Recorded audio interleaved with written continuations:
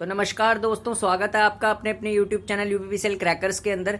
तो दोस्तों आज एक फैक्चुअल वीडियो मैं लेके आया हूँ फैक्ट्स पे भी, क्योंकि मैं वीडियोस लेके आता हूँ बीच बीच में। फैक्चुअल वीडियोस का मतलब ये होता है कि एक नॉलेजफुल वीडियो, किसी एक कंसेप्ट के रिगार्डिंग नॉलेजफुल वीडियो देना, उसको फैक्चुअल वीडियो बोलते हैं। कि जैसे लेक्चर तो मैं डालता रहता हूँ, लेक्चर के साथ साथ वैकेंसीज अपडेट्स भी डालता हूँ। ठीक है, कौन सा डिपार्टमेंट अच्छा है, किस डिपार्टमेंट में आपको जाना चाहिए, किसको प्रेफरेंस देनी चाहिए, किसके क्या एडवांटेज है डिसएडवांटेज है, ये भी डालता रहता हूँ।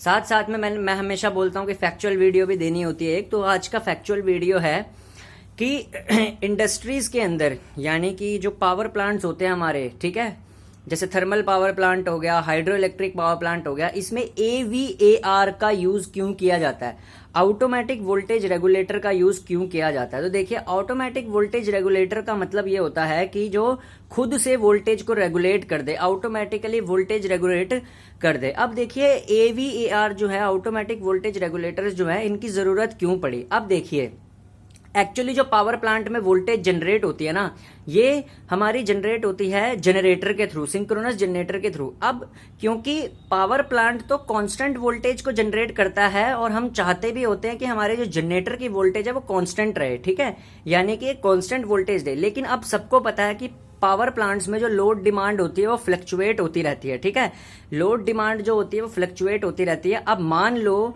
कि कभी कभार लोड डिमांड कम हो जाती है, ठीक है, लोड डिमांड में फ्लक्चुएशन आ जाती है, ठीक है। तो फ्लक्चुएशन आने की वजह से, ठीक है, जो ऑटोमेटिक वोल्टेज रेगुलेटर होता है वो क्या करता है, जनरेटर की वोल्टेज को हमेशा कांस्टेंट रहने देता है, ठीक है। वो लोड फ्लक्चुएशन, मतलब लोड फ्लक्चुएशन से जो वोल्टेज गिरती है हमारी, ठीक है, उसको दोबारा से उतनी ही वोल्टेज पे ले आता है जितनी जनरेटेड वोल्टेज होती है।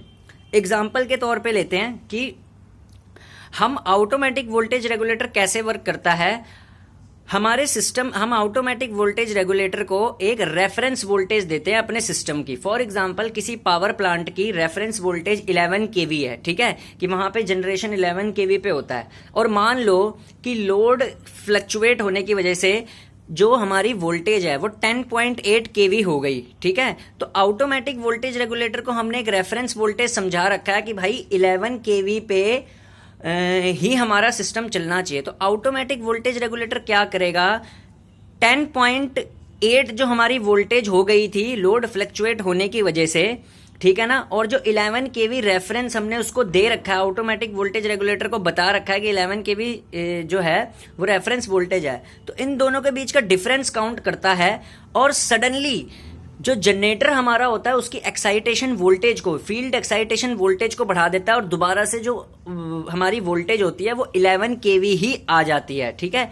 यानी कि सेम टू सेम, ये एक एग्जांपल लिया है मैंने, ठीक है, यानी कि उतनी ही हो जाती है जितनी पहले थी, ठीक है ना। यानी लोड डिमांड फ्लक्चुएशन होने से गिरी थी, लेकिन ऑटोमेटिक वोल्टेज रेगुलेटर उसको उतना ही कर देता है। तो लोड डिमांड भले ही फ्लक्चुएट हो रही हो, ठीक है, ऑटोमेटिक वोल्टेज रेगुलेटर जो पावर प्लांट में होते हैं वो हमेशा जनरेटेड वोल्टेज को उतना ही रखते हैं जितनी वो होती है, ठीक है। यानी कि कांस्टेंट बनाने के लिए यूज होते हैं। AVAR बोला जाता है ऑटोमेटिक वोल्टेज रेगुलेटर्स को, ठीक है, AVAR बोलते हैं इनको। Thank you.